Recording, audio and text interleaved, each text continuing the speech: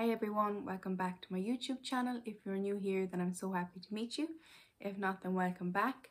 As always, if you like the sounds of today's video, give it a big thumbs up, subscribe to my channel and turn on your notifications bell and you'll get notified each time I have a new upload. As always, I will leave my TikTok, Twitter and Instagram details in the description box below and at the end of today's video. So as you can tell by today's title, I'm going to be talking about dating and relationships as an autistic person. I'm going to speak a little bit about my own experience. I'm going to speak about the challenges I feel us autistic people can face, or the challenges I found I have faced with dating and relationships, and also then a few tips at the end that I think may help with dating.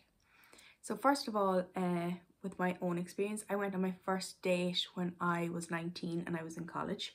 I was very lucky that my very first date went really well. It was with a really nice person, so I was delighted with that.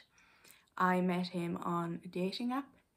I have to be honest, most of my dates have come from dating apps, and I think that that's because I would find approaching someone in real life really difficult. I would find striking up a conversation really difficult, and I feel like that's probably why I have relied on dating apps. Well, first of all, if you match with someone, you know, okay, they like the look of you at least, and then getting that conversation going, texting can be easier, I think, than actually meeting somebody out and about. Like, I know I have friends who can just talk to anybody out and about, whereas I would not be like that at all. I would be shy and I would be quiet and I would find that difficult.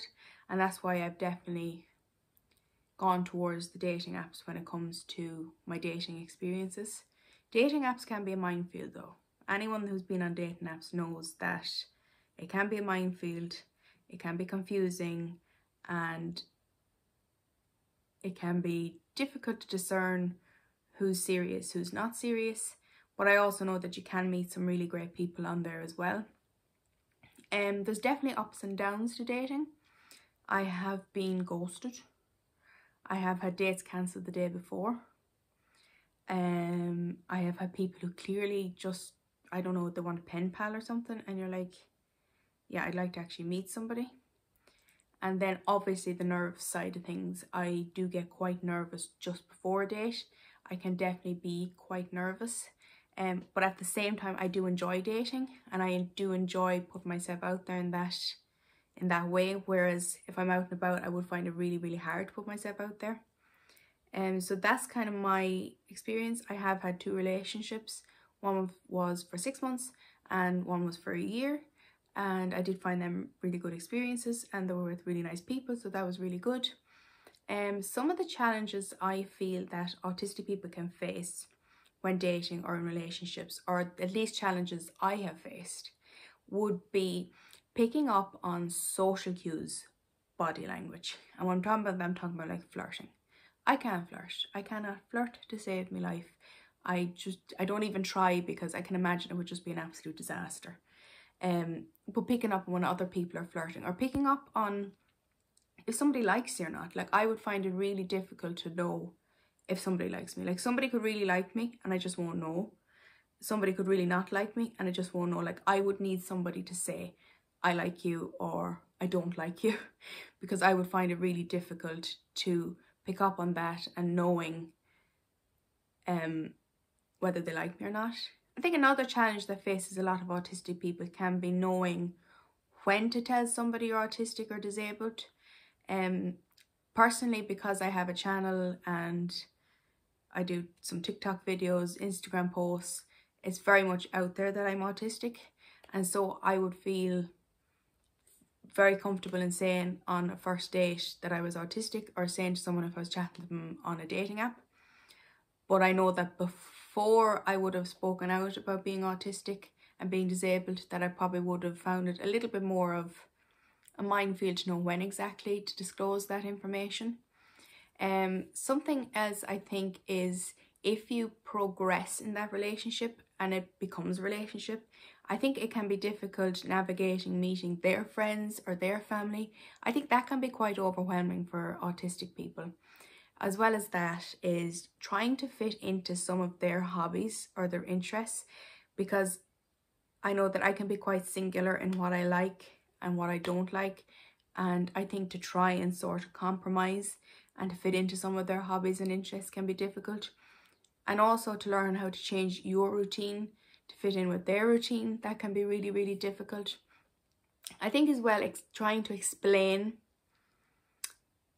some of the traits, autistic traits. So for example, explaining why there's certain shops I don't like because music is so loud.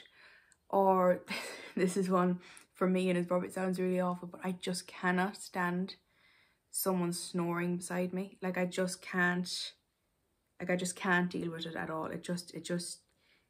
No, I can't. I just can't deal with it at all. It's like someone who's chews really loudly or is a really heavy breather. And I know that sounds really awful, but for me, it just irritates me so much.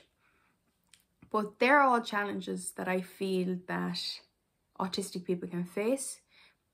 Maybe some of you don't agree, maybe some of you find other things challenging. So as always, do keep the conversation going down below. But I do want to come to some tips. I don't want this to seem like a negative video in any way.